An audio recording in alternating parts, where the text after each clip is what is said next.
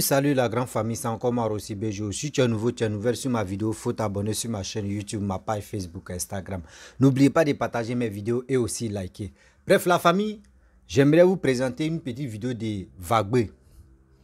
Voici un monsieur qui s'exprime très bien. Un monsieur qui n'a pas de problème avec les gens. Un monsieur qui explique vraiment, qui aime la Côte d'Ivoire. Parce que quand j'écoute, c'est un monsieur que j'admire, je le félicite dans son combat. C'est quelqu'un qui aime la Côte d'Ivoire. C'est quelqu'un qui aime les Ivoiriens. Du même apparemment, c'est un Ivoirien, c'est un BT. Voici des gens, les militants, surtout de ceux qui sont autour de Laurent Gbagbo, et aussi compris lui-même, leur parti, le PPACI, qui ont décidé de menacer des morts à Vagbé, lui-même et sa petite famille. Vous voyez des gens, je ne sais pas pourquoi il y a des personnes, je ne sais pas qui c'est, si c'est eux, ils sont à la base ou c'est qui, X ou Z qui est à la base là. Faites beaucoup très attention. Quelqu'un qui a eu le courage de venir s'exprimer, quelqu'un qui a eu le courage de venir éduquer ses proches, mais si tu ne veux pas l'écouter, mais ça n'engage que toi seul. Mais à quoi c'est de venir le menacer? À quoi c'est de venir le menacer des morts? Oui, je vais te faire ceci, je vais te faire cela. Mais il y a des choses qu'on ne fait pas, on ne dit pas. Il y a des choses qu'on ne dit pas. Vous pensez que c'est vos menaces de 2 balles là qui va faire que la personne va changer? Non. Menace là, ça... Toi-même, tu ne sais pas que tu es en train de menacer quelqu'un. Tes menaces là, toi-même, ça tombe sur toi. Si tu ne fais pas attention, tes menaces que tu es en train de faire à la personne, ça rebondit sur toi et puis tu es dans le problème. On doit apprendre à se respecter. Voici des gens, aujourd'hui quand je vois des personnes qui insultent Papa Ado durant combien d'années, mais Papa Ado n'a jamais lancé mandat d'arrêt ou soit pour dire non que oui, je vais te menacer de mort. Il n'a jamais fait ça. Mais eux, à leur tour, quand tu viens les critiquer, tu viens dire ceci, tu viens dire cela, tu n'as pas de vérité. On dit, oh, on te dit en même temps que oui, menace de mort, viens si ta vie. Vous pensez que vous qui envoyez des menaces de mort à telle personne, tel ceci, tel cela, vous pensez que vous allez rester caillou? Vous pensez que vous allez rester montagne? Vous pensez que vous allez rester pierre? Mais non, jamais de la vie. Tôt ou tard, nous tous, on va mourir. Nous tous, on va mourir. Mais si aujourd'hui la personne a la volonté et il a le courage de s'exprimer sur les réseaux sociaux pour éduquer sa famille, ses proches, ses enfants, ses petits frères, mais il est mieux de l'acclamer, il est mieux de le féliciter. Mais vous êtes bornés, vous qui envoyez des choses, vous êtes bornés sur les politiciens. Mais attends, toi tu n'as pas de cerveau pour réfléchir. Mais si un politicien te parle là, assez toi tu vas décortiquer, tu vas analyser. Tu n'as pas fait dire non. Même ton propre père, même quand il te parle là, souvent quand tu vois que oui, ce qu'il est en train de dire c'est faux là, il va finir de parler devant tout le monde, tu dis oui, j'accepte. Mais après tu dis, ah papa, vraiment, vous êtes corps à corps, ah papa, ce qu'il t'a dit là, vraiment, c'est ça, c'est ça, c'est ça, c'est ça, c'est ça. Sinon en réalité, c'est pas devant tout le monde, je vais te dire non, c'est faux. Mais en réalité, voici ce qui se passe. Et ton père va te dire, oui, toi tu es respectueux. Mais des gens qui se lèvent aujourd'hui, tu viens parler sur les réseaux sociaux. Eux, ils ont déjà vu. Eux, ils connaissent comment décortiquer des propos que ton maton a dit. Mais à quoi c'est de menacer cette personne? La famille, voici la petite vidéo de Vagbé. Oui, le père, je te respecte, mais je respecte aussi ta petite famille et je respecte aussi ta famille. Aujourd'hui, si tu es bêté, si tu es de l'Ouest, tu ne défends pas Gbagbo, ou soit tu viens critiquer Gbagbo, on dit, toi tu es un traître. Soit c'est menace de mort, ou soit ils vont te dire de n'importe quoi. Mais on reconnaît, voici ce que Papa doit en train de faire aujourd'hui en Côte d'Ivoire. Il faut être vraiment un clown pour dire non que ce qu'il est en train de faire, c'est bêtise. La famille, voici la vidéo. Et j'ai porté plainte. Voyez-vous, j'ai porté plainte contre ceux qui m'ont menacé. J'ai porté plainte contre ceux qui ont menacé ma petite famille. Ils m'ont même rappelé, bien sûr, que moi, je suis un bêtis. Mais attendez, je suis né bêtis. Je suis un bêtis de père et de mère, mais j'ai fait des enfants, bien sûr, avec des femmes Djoula, avec des femmes Adjoukou. J'ai plusieurs enfants, je ne le cache pas. Mais est-ce que cela signifie parfaitement que nous devons nous mettre derrière quelqu'un qui n'a absolument rien à présenter, bien sûr, en Côte d'Ivoire, et surtout qui vient avec une nouvelle tendance, en profitant, je crois bien, de l'engouement que lui a donné ce qu'on appelle sa sortie, bien sûr, à la CPI, éteignant du passage tous les, je crois bien, tous les partis de gauche et devenant franchement le seul monarque, franchement, socialiste en quelque sorte. Il revient bien sûr avec nos discours nauséabonds en fin de compte, soi-disant panafricains, et qui vient leurrer, je crois bien, le petit peuple de Côte d'Ivoire. Quand je dis que le président Gbagbo Laurent n'a absolument rien à présenter, quand je dis que le président Gbagbo Laurent n'est pas celui-là même qu'on doit mettre aux commandes, quand je constate que le président Gbagbo Laurent est venu bien sûr dans les conditions purement pitoyables, venant bien sûr en tant qu'un revanchard, depuis son arrivée bien sûr, il n'a même pas fait mine en fin de compte de pleurer les morts, mais il se plaît que lui il a été déporté, mais il y a des gens qui ont été tués. Quand je fais la genèse franchement de son arrivée, surtout dans les années 1990, parce qu'il faut rappeler bien sûr que, étant professeur d'histoire, il a fui pour aller s'exiler en France, il est arrivé bien sûr sous négociation bien sûr de Houphouët-Boigny. Lorsqu'il est arrivé, regardez vous-même, il a même demandé pardon à Houphouët-Boigny. Houphouët-Boigny l'a laissé rentrer, naturellement. C'est le même refrain. Dans les années 1990, il en profite en fin de compte de ces alliances qu'il a faites bien sûr avec Blaise Compaoré qui a éliminé physiquement Thomas Sankara. Et il a demandé bien sûr à M. d'aller négocier, moyennant finance bien sûr, qu'il aura ce qu'on appelle un soutien. L'ex-président Blaise Compaoré a donné de l'argent, a subventionné le FPI de Gbagbo Laurent en raison de 25 millions à 20 millions par mois, de 1990 jusqu'à ce qu'il prenne le pouvoir en 2000. En contrepartie, fallait que Gbagbo Laurent naturalise, je crois bien, tous les Burkinabés, en fin de compte, étant en Côte d'Ivoire. Parce que Blaise Compaoré avait ce qu'on appelle une paire orange. Parce qu'il considérait que la partie, en fin de compte, panafricaine, en fin de compte, de Thomas Sankara était repliée en Côte d'Ivoire. Et ils étaient nombreux, donc ils avaient peur réellement de cette partie-là. Donc c'est ceux-là, franchement, qui devaient faire ce qu'on appelle un coup d'État contre Blaise Compaoré. Donc il fallait en même temps les naturaliser. Dans le cas contraire, si un élément se levait, franchement, pour revendiquer, bien sûr, un désordre politique, bien sûr, au Burkina Faso, sous l'aile Blaise Compaoré, on allait faire sortir son dossier de naturalisation. Mais lorsque Gbagbo Laurent prend le pouvoir dans les conditions pitoyables, il refuse en fin de compte le deal qu'il a passé, bien sûr, avec Blaise Compaoré. Ça fait un. Deuxièmement, Gbagbo Laurent était bien sûr en Côte d'Ivoire parce qu'il a créé bien sûr son parti politique. Il regarde bien sûr le PDCI. Il demande bien sûr à Djenou Kobena, l'ancêtre en fin de compte du RDR. C'est Gbagbo Laurent qui finance Djenou Kobena pour la création réellement du RDR qui était à l'époque ce qu'on appelle un parti centriste. Parce qu'il faut qu'on se dise, pour diluer réellement les forces du PDCI. Vrai ou faux? Lorsqu'il finit, c'est le même Gbagbo Laurent. Lorsque Djenou Kobena décède, il remet ce qu'on appelle négociation derrière, il remet ne serait-ce que le RDA, en fait, compte qui était un parti centriste, un président Alassane Ouattara, qui fait de ça un parti de droitistes, qui fait de ça un parti des transfuges du PDCI. On sort de là. Conflit réellement qui se passe, on a vu le même Gbagbo Laurent, qui est sorti bien sûr à la télévision. On était encore dans les années 1990, dans 2000. Qui disait bien sûr à tout le monde entier que Alassane Ouattara était un Ivoirien. Et qu'ils avaient créé ce qu'on appelle le Front républicain. Ils prenaient fin aux causes pour le président Alassane Ouattara. Lorsqu'on est un leader politique, on a le dossier de tout un chacun. Oui, c'est ce qu'il disait. Lorsque Gbagbo Laurent prend le pouvoir, comme par hasard, il s'endosse bien sûr avec, il collabore bien sûr avec les éléments modérés franchement du PDCI. Ils activent franchement le concept franchement de l'ivoirité qui était déjà endormi sur l'air Houphouët-Boigny, sur l'air Bédié. Ils viennent avec ça, mes chers amis, pour poursuivre encore les enfants de la Côte d'Ivoire, qui eux-mêmes qui étaient ostratisés en fin de compte, se replient dans le nord de la Côte d'Ivoire, et en fin de compte, il n'y a pas d'autre choix franchement que de mener ce qu'on appelle une bataille armée, ce qu'on appelle une sorte de rébellion.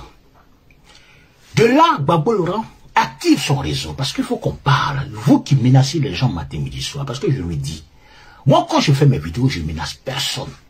Vous m'avez menacé. Vous m'avez menacé. Et surtout, vous avez menacé ma petite fille à cause de Gbagbo Laurent. Je n'ai rien contre sa personne. Il y a des gens qui sont morts par rapport, bien sûr, à sa politique. nauséabonde. Il y a des gens qui sont morts parce que Gbagbo Laurent ne dit pas la vérité. Mais il y a des gens qui sont morts, qui sont devenus fanatiques. Il y a des gens qui ont perdu leur famille. Je suis allé au commissariat, j'ai porté ma plainte. Je ne connais pas votre nom, mais votre numéro de téléphone. La police va faire le nécessaire. Et je suis allé bien sûr avec mon avocat. C'est ça, vous ne comprenez pas. C'est-à-dire que vous me voyez dans la rue là. Je fais 1,87 m. Je pratique depuis 20 ans les armations. Je le dis ouvertement. C'est pourquoi j'aime pas me battre. C'est pas important. J'ai fait des études d'université, ça je ne le cache pas. Donc si moi je donne un point de vue, apportez-moi la contradiction. Si vous n'êtes pas capable, ne serait-ce que de m'apporter cette contradiction, je vous le dis ouvertement. Et que vous me menacez, sachant qu'on ne va pas vous retrouver, vous vous trompez. Moi, je le dis ouvertement. Donc je reviens. Lorsque Gbagbo Laurent a crié, on était dans une histoire de rébellion. Gbagbo Laurent, en fin de compte, a décidé, sincèrement, lorsque nous ne pouvons pas, ne serait-ce que détacher, ne serait-ce que nous ne pouvons pas combattre la rébellion, automatiquement, il a fait mine, en fin de compte, de sécuriser lui son pouvoir. C'est-à-dire que le pays était coupé en deux. Il y avait une partie, en fin de compte, où les rebelles avaient plus de 12 000 personnes, et lui, il avait ce qu'on appelle, il avait plus de 24 000 soldats divisés en deux, puisqu'il y avait deux chefs d'état-major. Donc il y avait ce qu'on appelle deux pays qui disaient pas le nom, puisque les, comment on appelle ça en bon français, excusez-moi, les décisions du gouvernement arrivaient et se bloquaient bien sûr à Bouaké. Et de Bouaké jusqu'à Félix, il y avait d'autres décisions franchement qui étaient contrôlées par qui? Par Soro Guillaume et ses hommes. On est d'accord sur le principe. Ce n'est pas moi je l'invente, c'était un fait. Mes chers amis, c'est Gbagbo Laurent lui-même qui a nommé Soro Guillaume comme premier ministre. C'est Gbagbo Laurent qui a demandé à ce qu'on pourrit, ne serait-ce que ça, sachant très bien qu'il n'avait pas des amis. C'est Gbagbo Laurent, lorsqu'il était coincé, sans demander même ne serait-ce que l'avis du peuple, a pris ce qu'on appelle, il a violé ne serait-ce que notre constitution en prenant ce qu'on appelle l'article 48 et l'article 35. Rappelez-vous très bien, mes chers amis, qui donne pouvoir, un immense pouvoir, bien sûr, au chef de l'État, de faire du président Alassane Ouattara, lui-même qui disait pas que, lui-même qui disait qu'il était étranger, on fait de ça ce qu'on appelle un candidat unique. Mais Ouattara gagne les élections. Quand Ouattara gagne les élections, il voit réellement que sa méthode, en fin de compte, ne plaisait pas. C'est le même Gbagbo Laurent qui a organisé, je crois bien, toutes sortes d'associations. Il a même financé derrière une campagne, je crois bien, de Jacques Chirac, mes chers amis, à raison de 2 millions d'euros qu'il a remis, bien sûr, en 2008 à Jacques Chirac, sachant très bien que quand il devait prendre le pouvoir, Jospin, bien sûr, le aux affaires, et ses amis socialistes, en fin de compte, non, il a préféré financer ceux qui étaient, bien sûr, aux commandes, mes chers amis. Donc, Gbagbo Laurent, il n'y a rien qu'on ne connaisse pas de lui, puisque tous les actes qu'il a eu à poser, en fin de compte, sont ce qu'on appelle des actes qui ont porté la Côte d'Ivoire vers l'échec. Lorsqu'il va, par exemple, faire les élections présidentielles en 2010-2011, le nord de la Côte d'Ivoire n'était pas désarmé. La rébellion, bien sûr, avait conservé ses armes. Et il a, sans même demander l'avis, ne serait-ce que du peuple, il a allé faire les élections présidentielles en Côte d'Ivoire avec un pays divisé en deux, avec une rébellion armée jusqu'aux dents, et il a perdu les élections, à défaut réellement de donner ce qu'on appelle le pouvoir, bien sûr, à celui qui a gagné, bien sûr, les élections, parce qu'il faut qu'on se rappelle, il y a ce qu'on appelle l'affrontement armé. Vrai ou faux? Donc, pour moi, je considère pour ma foi que Gbagbo Laurent a fait tellement d'erreurs qu'il est quand même très difficile, en fait, qu'on ne lui confie encore la responsabilité, ne serait-ce que de ce pays. Il est quand même très difficile, franchement, de lui faire confiance. Il était aux affaires. S'il avait perdu les élections et qu'il avait accepté, comme qu'il avait accepté les résultats, je pouvais dire oui, c'est un démocrate. Non seulement il perd les élections, il veut se maintenir en activant ce qu'on appelle les Sorbonnas. Tout le monde, à l'affrontement, c'est ce qu'il a eu à faire, mais c'est jamais lui, hein. Et il demande, c'est-à-dire qu'il a instrumentalisé en dernière position cette jeunesse, franchement, qui était prise, bien sûr, en otage, par une idéologie purement fasciste, qu'on répétait à longueur de journée durant 10 ans dans les Sorbonnes, qu'on les envoie directement là-bas, sans même proposer ne serait-ce que des solutions pour réduire ne serait-ce que le taux de chômage. C'est Gbagbo Laurent, c'est sa politique. On ne dit pas qu'il a construit ça, il a construit ça. D'abord, lorsqu'on est chef de l'État, chef suprême des armées, on protège son peuple. C'est important. Donc, quand je vois le même Gbagbo Laurent, qui revient bien sûr des royaumes de mort de la CPI, et qui n'a absolument rien à proposer ici, ce n'est pas ce qu'on appelle les idées revanchards. Rappelez que, comme la CPI en fin de compte l'a pas condamné, et qu'il est important, franchement, de rechercher, franchement, ceux. Mais c'était toi, c'était lui, excuse-moi, qui était le chef suprême des armées. La CPI, en fin de compte, n'a pas réussi, franchement, à pouvoir le condamner. C'était pas mon souhait. Parce que le président Gbagbo Le Roi a sous-traité, ne serait-ce que les informations qu'ils avaient, bien sûr, à d'autres personnes. Aucun chef, aucun général ne peut dire qu'il a reçu l'ordre du président Gbagbo Le Roi. Mais il recevait des ordres venant par d'autres personnes. Donc c'était très difficile en droit de démontrer que le président Gbagbo Le Roi le faisait. Il sort de là. Je pense que la moindre correspondance, lorsqu'on sort de là, on évite de créer un parti politique. La moindre correspondance, lorsqu'on sort de là, on évite franchement à l'aéroport de montrer que déjà on donne pas ce qu'on appelle les gemmes, ce qu'on appelle d'une fâcherie en quelque sorte. Regardez comment est-ce qu'il a chassé la mère de ses enfants, celle même qui est restée plus de 30 ans à ses côtés, devant tout le monde. Regardez comment est-ce qu'il est humilié, ça c'est sa vie privée, mais ça fait honte. Donc on le dit, et je vois certains fanatiques qui viennent franchement dans mon inbox, qui m'appellent matin, midi, soir pour me menacer de moi parce que je critique leur mentor, leur dieu, leur fétiche, qui a endeuillé la Côte d'Ivoire. Et je lui dis ouvertement, c'est vrai, je n'ai pas dit que Ouattara, franchement, est le super président. J'ai critiqué Ouattara plus de combien d'années parce que j'ai toujours considéré que la politique du président Alassane Ouattara est une politique de riche. Mais ce que le président Alassane Ouattara est en train de faire durant ces 5 dernières années, parce qu'on critique là, il faut un atout durant ces 5 années, ne me permet même plus de le critiquer, j'apprécie.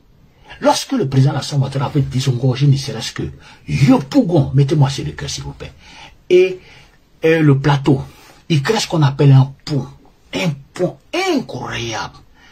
Même si on est endetté franchement de 2000 milliards, mais le fait même qu'il ait créé ce pont qui permet franchement de désengorger franchement Yopougon à les heures de pointe, mais c'est quand même une bonne chose.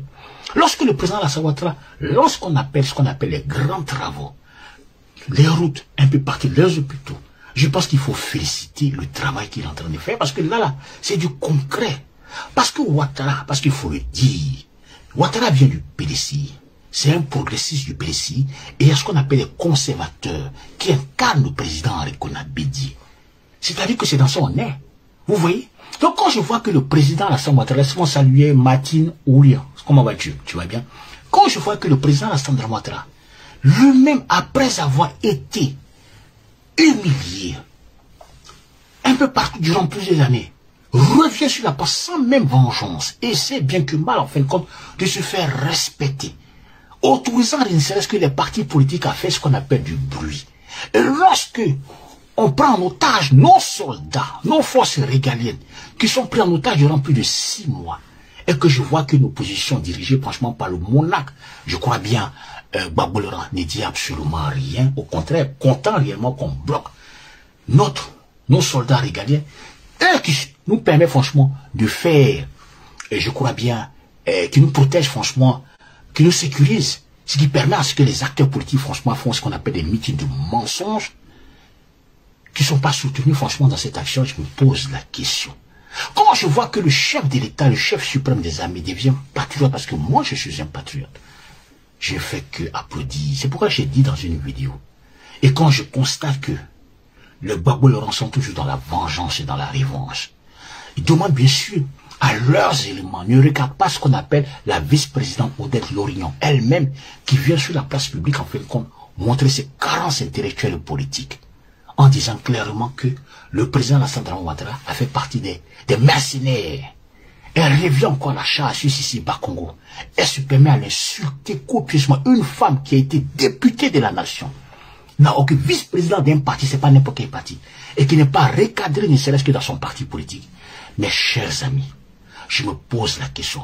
Quand je vois la vision ultérieure, je crois bien, de Damana qui casse, lui-même tous les jours rappelle que ça passe ou ça casse.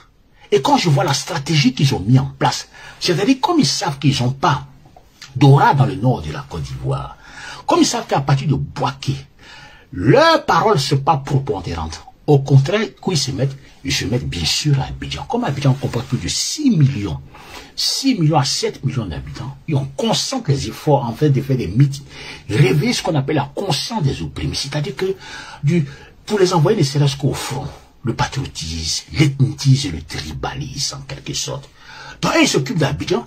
Maintenant, ils font un semblant d'alliance, bien sûr, avec Bédié, qui est déjà affaibli, ne serait-ce que par l'âge qu'il a, mais qui aime le pouvoir. Et on ne comprend pas pourquoi, mais il est assis là, il ne veut pas bouger. C'est-à-dire qu'on va ce qu'on appelle une stratégie ethnique en quelque sorte. Les gars de l'Ouest vont s'occuper réellement d'Abidjan. On va dans le centre de la Côte d'Ivoire. Là-bas, ça sera les Baoulés. Donc, à défaut réellement d'atteindre franchement le nord de la Côte d'Ivoire, on est encore dans la vision du tribalisme, de l'ethnitisme, en fin de compte, pour propager ne serait-ce que le mensonge politique. Et ça, c'est dangereux. Le dire, parce que j'ai parlé de ça que vous me menacez de mort. Parce que je l'ai dit et je l'ai écrit et j'ai combattu que vous me menacez. Mes chers amis, c'est que vous ne connaissez pas Charles Rabé. Je ne vais jamais menacer. Quand tu m'appelles, il faut que tu te mettes en tête. Si tu n'es pas un ami que tu m'appelles, je décroche. Mais sache que quand tu m'appelles, j'enregistre à mettre la conversation. Si ça ne me plaît pas là, je dépose plainte. Nous sommes dans un pays de droit. Je suis en France, je vais aller en Côte d'Ivoire bientôt. Je dépose plainte.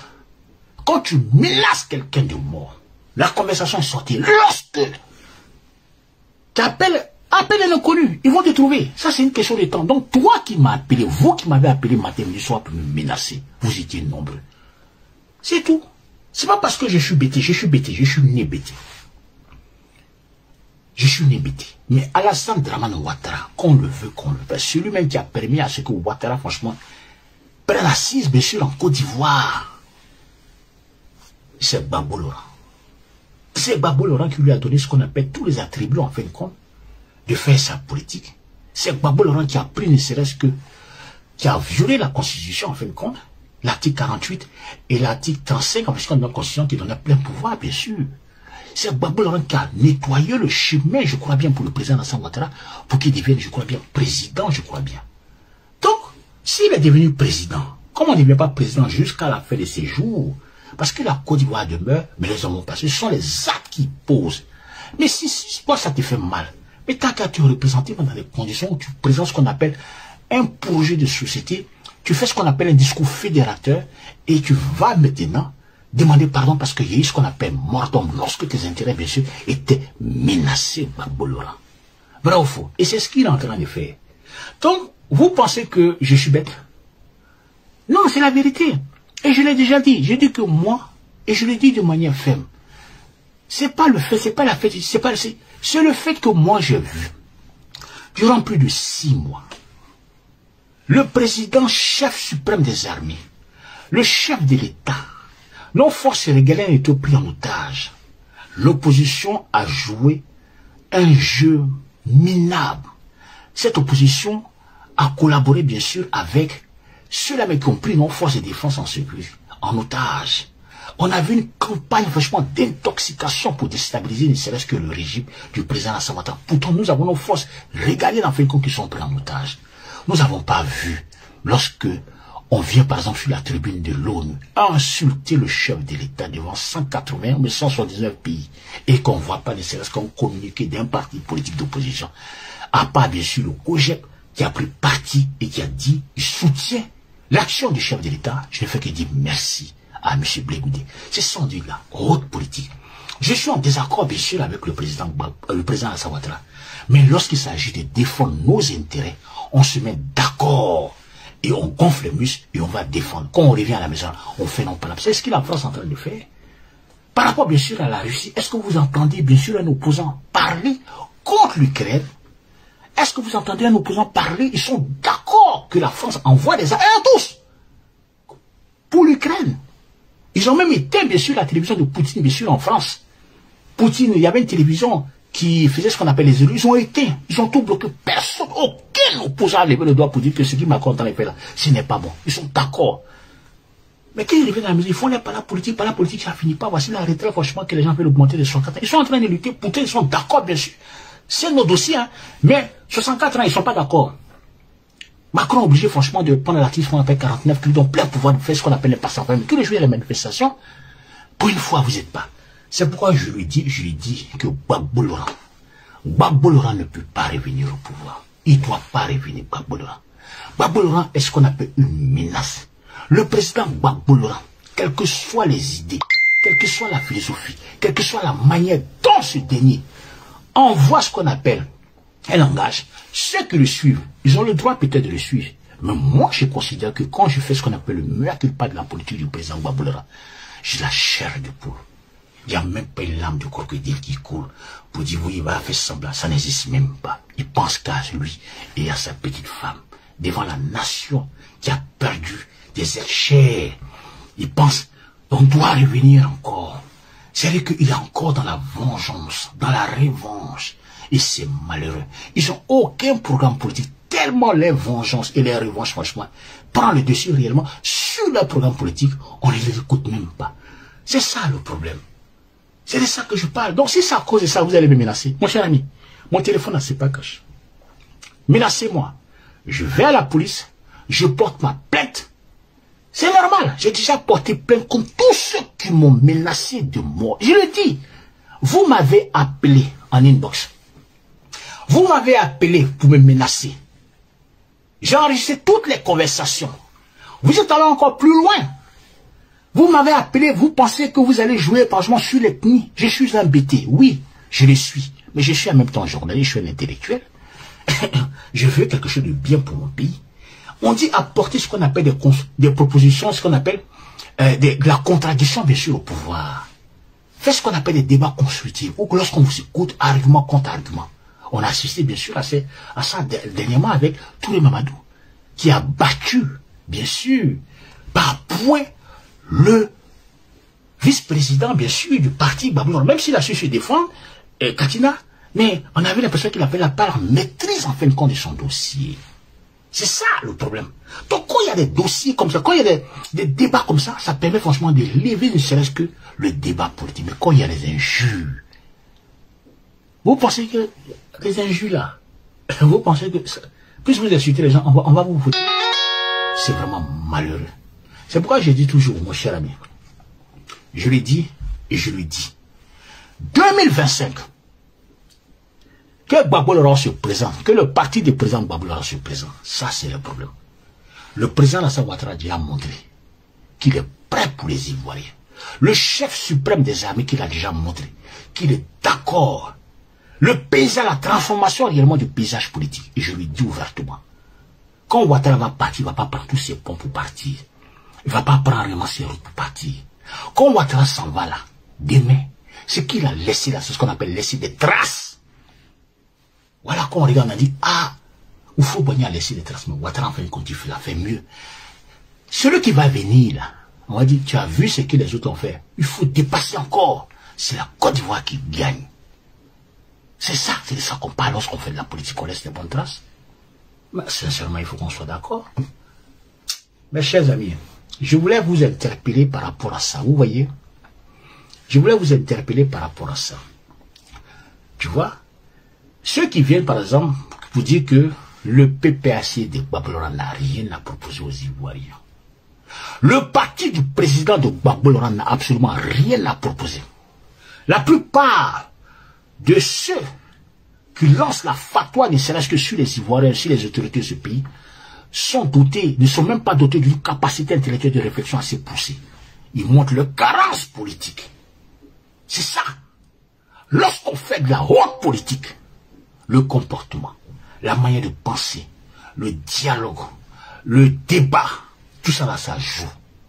Quand vous faites de la politique et qu'on voit vos carences, bien sûr, dans un meeting, à chaque fois, vous rappelez que on doit juger ceux qui n'ont pas été jugés, c'est que vous-même, vous faites semblant, vous n'avez jamais pardonné. Et ça, c'est malheureux. Et c'est pourquoi je le dis, préparez ne serait-ce que les esprits des gens. Comme il n'y a plus de Sorbonne, on fait ce qu'on appelle les grands rassemblements. Et à la fin, pour demander, allez chercher votre victoire. Gbagbo Laurent a déjà fait. Il a fait, bien sûr, avec le président Gueye, lorsqu'il y avait les élections présidentielles. Il a demandé, bien sûr, au peuple ivoirien d'aller chercher la victoire et de lui remettre ça. Lorsque il y avait ce qu'on appelle une élection présidentielle, bien sûr, en 2011, quand il a vu qu'il était battu, surtout, il n'a même pas sécurisé. Pourtant, il n'y avait aucune visibilité dans le nord de la Côte d'Ivoire. Et comme par exemple, il voulait faire ce qu'on appelle les passages en force, il a demandé, bien sûr, au Sorbonne, de prendre leur responsabilité, via, bien sûr, Blegoudi, qui lançait ce qu'on appelle des messages très forts. Est-ce qu'Afin Guessa ne disait pas ce qu'on appelle la place de la République, des messages qui étaient forts? Il a fait, c'est lui qui le faisait. Mais cette fois-ci, il a été un peu souple, c'est-à-dire qu'il ne le disait pas directement, mais il le faisait dire par ses amis, par ses adeptes. Et il avait nommé ne serait-ce que Blé Goudé à ce poste. Et le rôle de Blé Goudé en tant que président, ministre de la Jeunesse, c'était pas réellement pour conduire la jeunesse, c'était pour galvaniser la jeunesse, pour les envoyer bien sûr au front. Mais comme Blé Goudé sort de là, il fait ce qu'on appelle le mea culpa. Regardez ce qu'on appelle le discours de M. Blé Goudé. Il demande pardon. Et en même temps, il fait ce qu'on appelle des propositions. Il demande pardon parce qu'il sait qu'il a fait des erreurs. Il sait qu'il est tendu en erreur. Il sait qu'il a connu, il connaissait pas l'homme. Il commence à connaître l'homme. Regardez ce qu'il fait, bien sûr, à sa femme. Tous ceux réellement qui lui apportent la contradiction, il les écarte. Elle même crée ce qu'on appelle une nouvelle parti politique pour mener ce qu'on appelle sa vengeance. Et tout ça, ce sont les enfants des gens qui doivent encore mourir pour rien. Mes chers amis, moi, j'ai fini de parler. Ceux qui ne sont pas contents, menacez-moi encore. Vous oubliez quelque chose, je suis journaliste. Vous menacez. Vous oubliez. C'est-à-dire que vous oubliez. Il y a un qui te dit, oui, tu es journaleux. Mais vous pensez que dans un parti politique comme le PDCI, j'ai été le directeur de presse et de la communication du PDCI. On dit presse et communication. Il faut écrire, il faut savoir parler. Vous pensez qu'on vous nomme là, on ne regarde pas vos CV dans un parti politique. Surtout dans des postes un peu importants, j'ai remis ma démission parce que je n'étais pas d'accord avec la philosophie du président Alcon Abidie quand il arrivait à un certain moment de prendre certaines décisions. Est-ce que le PDC s'occupait très bien de moi, du début jusqu'à la fin? Mes voyages, tout était pris en compte. Sincèrement, je ne le cache pas, mais j'ai regardé l'intérêt du pays. Et j'ai dit au président Abidie, je ne suis pas d'accord avec cette philosophie. On s'est réconcilié, c'est mon père. Et j'ai beaucoup d'estime et beaucoup de respect pour le président Alcon Abidie. Et je vous le dis, je l'aime bien. Je ne le déteste pas. Mais je ne peux pas faire ça. C'est pourquoi mais je reste toujours un homme de droite. C'est pourquoi quand je vois le chef de l'État, le chef suprême des armées, le président Alassane Ouattara, qui se comporte comme l'esprit, c'est-à-dire que il a fait rentrer bien sûr en lui le foutisme qu'on voulait. Mais le fait qu'on est d'accord avec ça, on s'en fout du reste. C'est de ça qu'on parle. Le reste, c'est du charabia. Bref, la famille, vous avez écouté Vagbé ce qu'il a dit. Ses propos. Je pense qu'il est temps que nous tous, on puisse être humains. On puisse être humains. De nos jours, il y a des gens, même moutons, même mieux que eux. Je le dis. Moutons, même cabris, même poulets, même mieux que eux. Voici des gens qui sont focalisés sur les marteaux. Une fois que ce qu'il est marteau dit, s'il dit, oh, en même temps, oh, c'est vrai. Non. On a un cerveau pour réfléchir souvent. Vos menaces là, vous avez entendu ce qu'il a dit?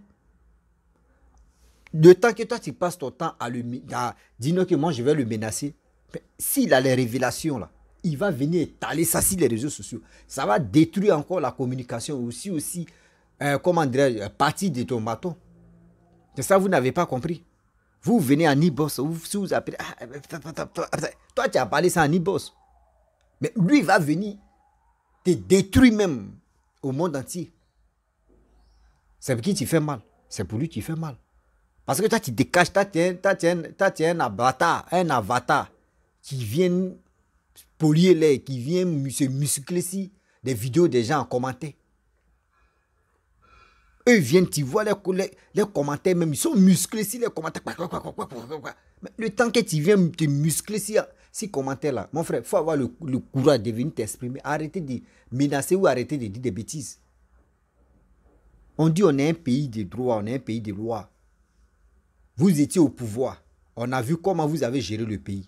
Aujourd'hui, vous n'êtes plus au pouvoir. Regardez comment vous vous comportez. Mais ça fait mal. Ça fait mal. On fait comment? Je suis tellement mal quand je vois des personnes qui passent le temps à dire de n'importe quoi. On va faire ceci, on va faire cela, on va faire comme ça. Eux ne savent pas qu'ils sont à vendre la Côte d'Ivoire sans se rendre compte. Eux ne savent pas qu'ils sont à vendre la Côte d'Ivoire sans se rendre compte. La famille, vraiment, si tu es nouveau, tu es nouvelle sur ma vidéo, il faut t'abonner sur ma chaîne YouTube, ma page Facebook, Instagram. N'oubliez pas de partager mes vidéos et je vous dis à très bientôt. On est ensemble. C'est la Côte d'Ivoire qui gagne.